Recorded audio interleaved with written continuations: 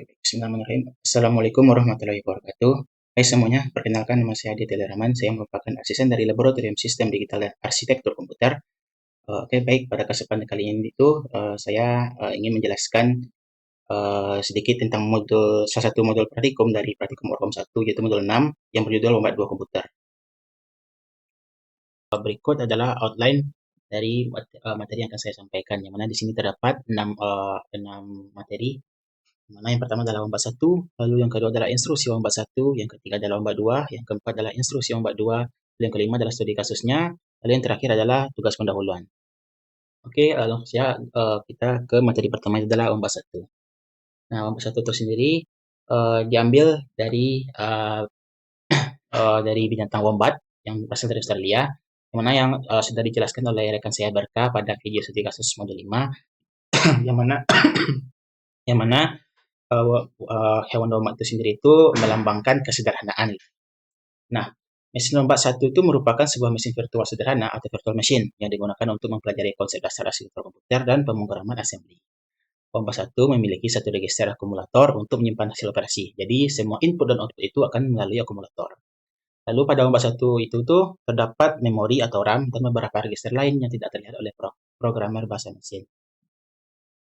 Selanjutnya adalah instruksi lomba 1, di mana di sini bisa dilihat ada tabel dari instruksi lomba 1, di mana di sini terdapat lebih dari 10 instruksi, di mana instruksi bahasa mesin lomba 1 itu panjangnya 16 bit, terdiri dari opcode, alamat memori, di mana opcode adalah kode operasi 4 bit dan alamat memori adalah alamat memori 12 bit.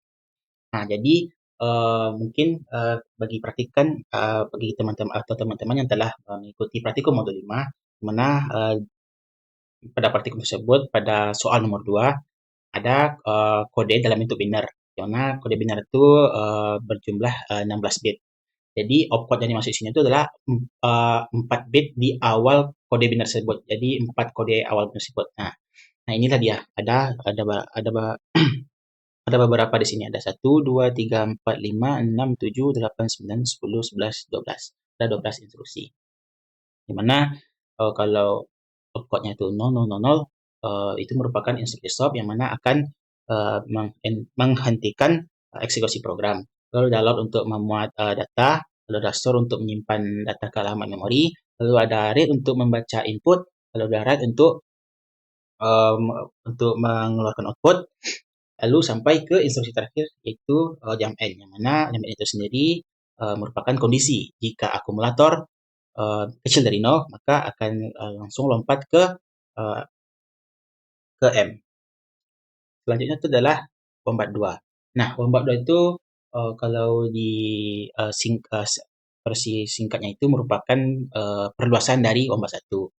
Jadi kayak versi upgrade gitulah dari wombat 1. Nah, wombat 2 itu di sini itu merupakan perluasan dari kemampuan wombat 1 dengan instruksi tambahan, struktur kontrol lebih kompleks, dan terkadang dukungan penanganan data lebih canggih, seperti logika, pembagian, dan perbandingan kondisi lebih lengkap. Nah, wombat 2 itu memiliki 4 register 16 bit general purpose, yaitu A0 sampai A3 untuk menyimpan hasil operasinya.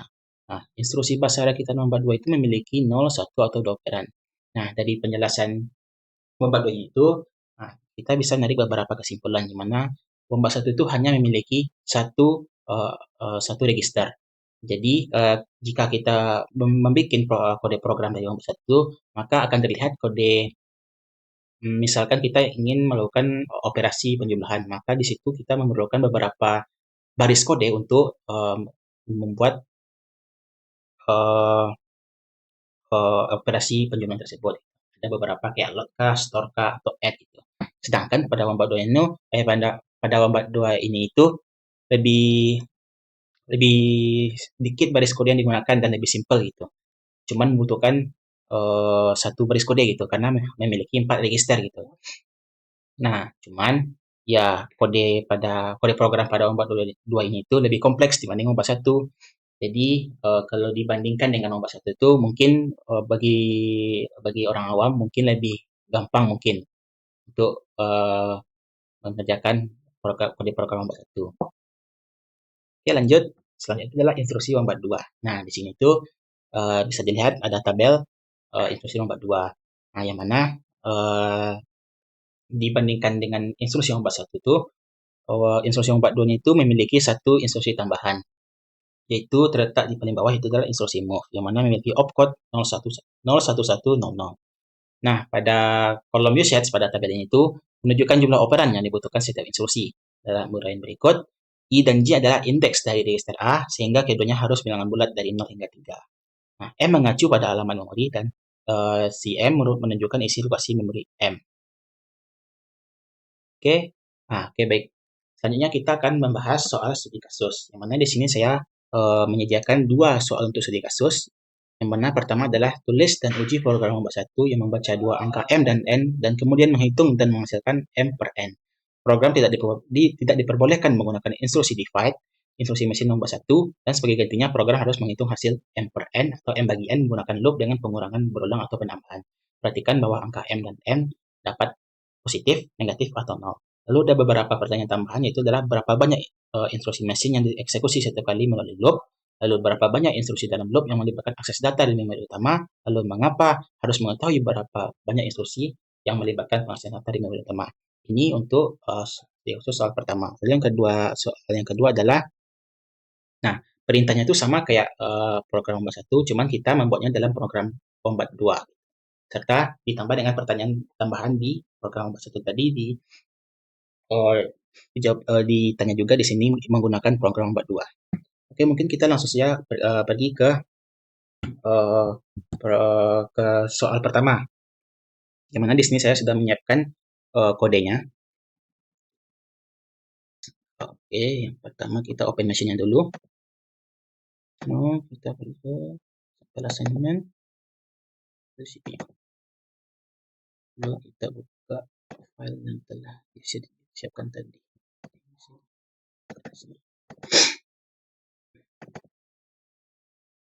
Nah, ini. Di sini saya sudah menyiapkan kodenya tersebut. Nah, berjumlah 41 baris kode untuk program Ombat 1. Di sini saya sedikit menjelaskan kode program berikut. Mungkin beberapa teman-teman sudah paham karena sudah dijelaskan oleh rekan saya Berkah kemarin. Saya ingin sedikit mengulang aja.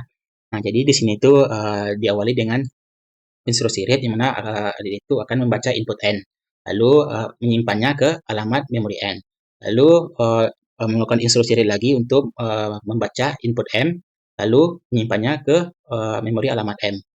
Lalu di sini itu ada dua kondisi, yang mana ada instrusi jump N, yang mana instruksinya itu jika input M kecil dari 0, maka kita akan langsung ke loncat ke label fixsign atau kondisi fixsign.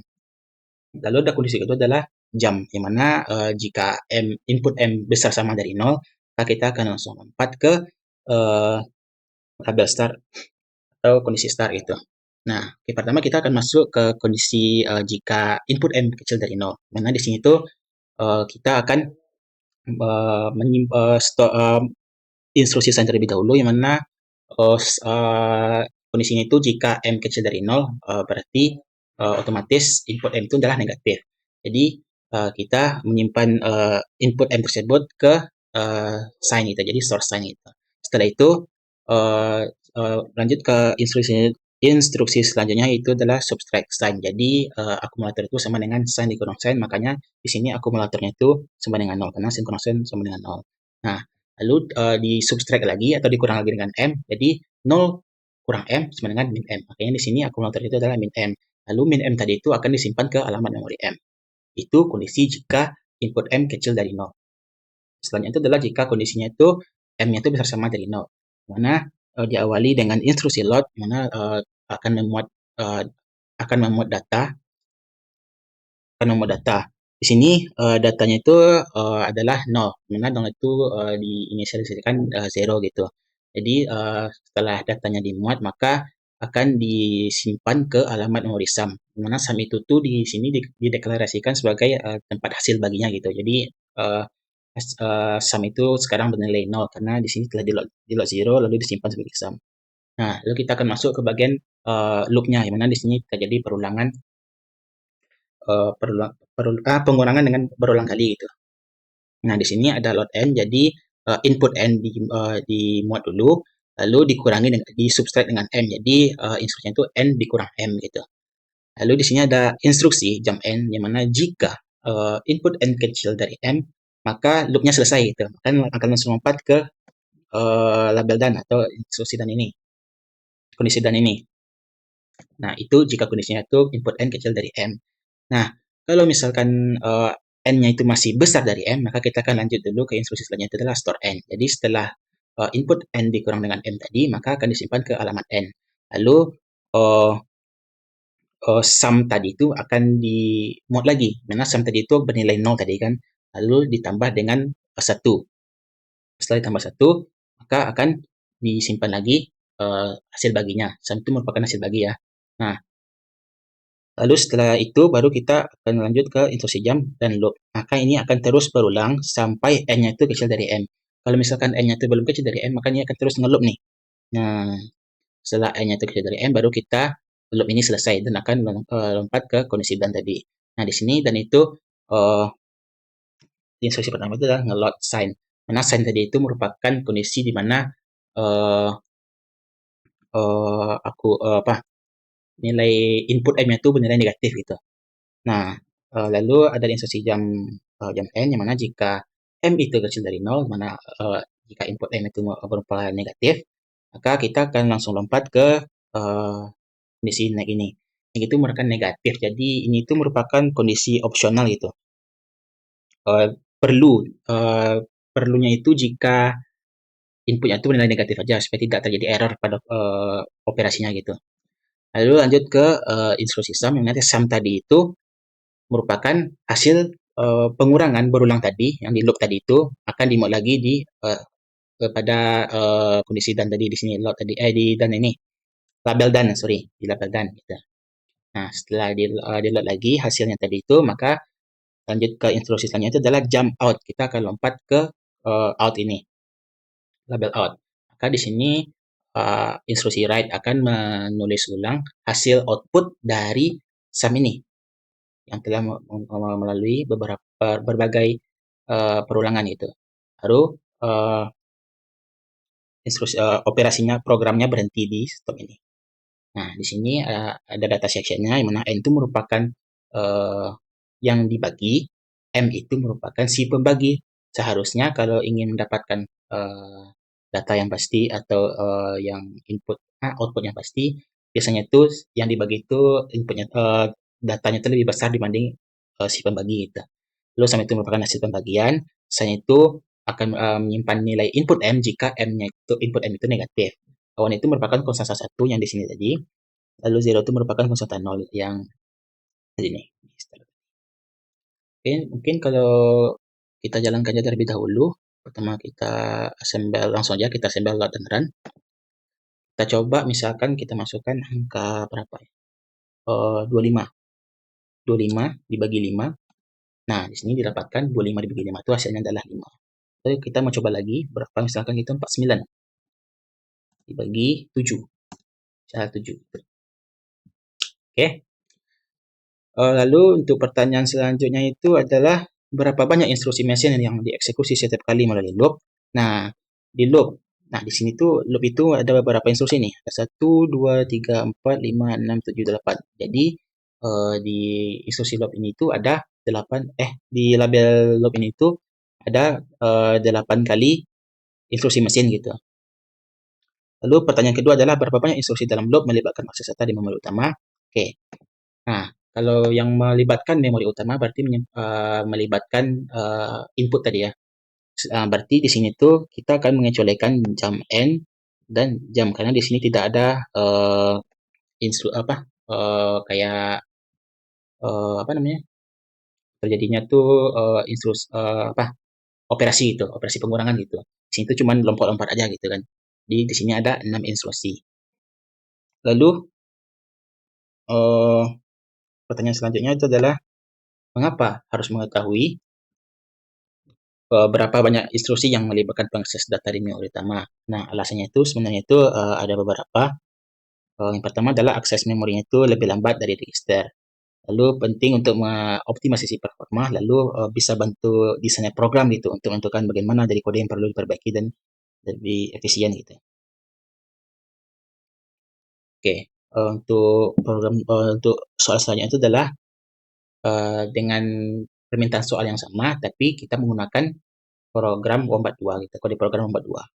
Di sini saya juga telah menyediakan kodenya yang ini. Nah, di sini bentar.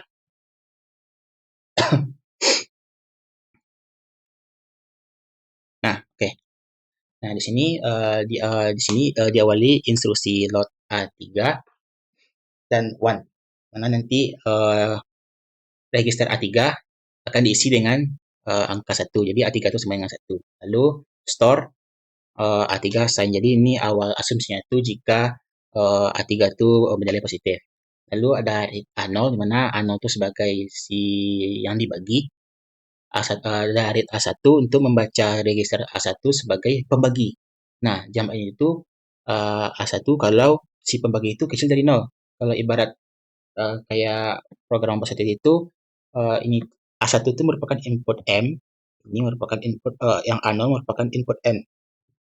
Nah, jam clear itu tuh ini itu tuh merupakan kondisi ketika kita itu ingin meresetnya gitu, meresetnya ke 0 gitu.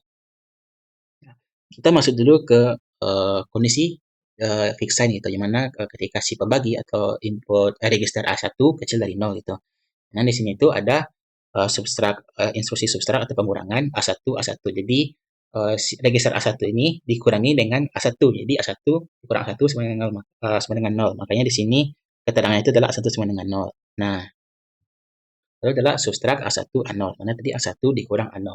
A0 tadi itu merupakan si pembagi. Mana A0 merupakan pembagi itu uh, aduh, A1 dikurang M gitu. Jadi 0 dikurang M jadi minus M gitu. A1 sama dengan minus M. Lalu dimuat lagi A3 negatif 1. Jadi register A3 itu diisi dengan input negatif 1 gitu. Lalu store A3 sign ini A3 itu register A3 itu akan disimpan akan apa? Register A3 itu akan diisi dengan input sign. Jadi sign itu tuh kondisi jika input ini A1 itu bernilai kecil dari 0 atau min. Makanya sini diibaratkan sign itu sama dengan min 1 gitu. Ini. Lalu clear. Nah, ini clear tadi itu kondisi reset itu. Mana nanti A2 itu register A2 itu bakal dikurang A2, makanya A2 itu sama dengan 0. Jadi untuk apa sih? Untuk mereset outputnya itu jadi 0 gitu. Nah, nanti di sini barulah terjadi perulangannya atau loop gitu. Nanti diawali dengan instruksi subtract, itu pengurangan antara register A0 dengan A1. Jadi A0 dikurang A1. Lalu habis itu ada kondisi instruksi. Kondisi itulah jam N. Yang mana jika A0 itu kecil dari 0, maka perulangannya selesai itu. Maka akan langsung lompat ke tabel down ini. Jika A0-nya masih besar dari 0, maka kita akan lanjut dulu ke instruksi add. Mana add itu merupakan instruksi penjumlahan, mana nanti di situ adalah register A2 ditambah dengan register A3. Mana tadi A2 itu berapa tadi? A2 itu tadi 0 ya. Ya, ya A2 tadi 0, lalu ditambah A3. A3-nya 1 karena tadi dideklarasikan A3 itu 1 itu. Nah, register A3 itu diisi dengan 1. Lalu lanjut ke instruksi store. Mana store itu tuh menyimpan hasil dari register A2 tadi ke dalam A2 lagi gitu. Nah, ini tadi. Nah, hasilnya itu disimpan kembali ke A2 lagi. Baru di loop lagi, diulang-ulang terus sampai A0 itu kecil dari 0. Kalau sudah kecil dari 0, baru kita lompat ke instruksi done.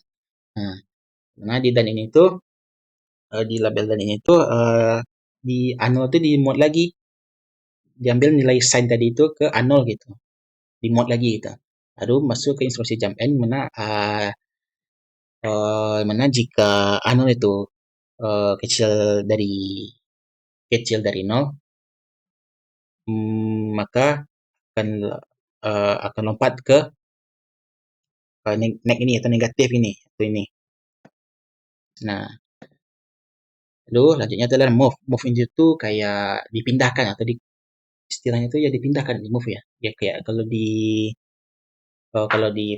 di Windows itu kalau di file manager tuh kayak di cut tibanya atau di copy tibanya ya. Ya kayak itulah tiba-tiba di move register A2 ke A0 dari apa nilai dari register A0 itu dipindahkan ke A2 gitu.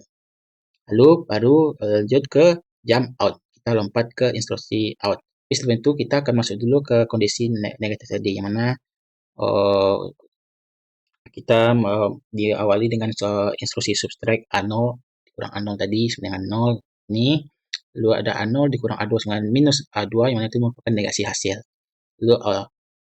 Lalu kita lanjut ke uh, bagian instruksi terakhir adalah out, mana menulis ulang output yang telah dipindahkan tadi, yang mana dari nilai dari register A0 tadi dipindahkan ke register A2 kan akan ditulis ulang lagi di sini, baru instruksinya berhenti.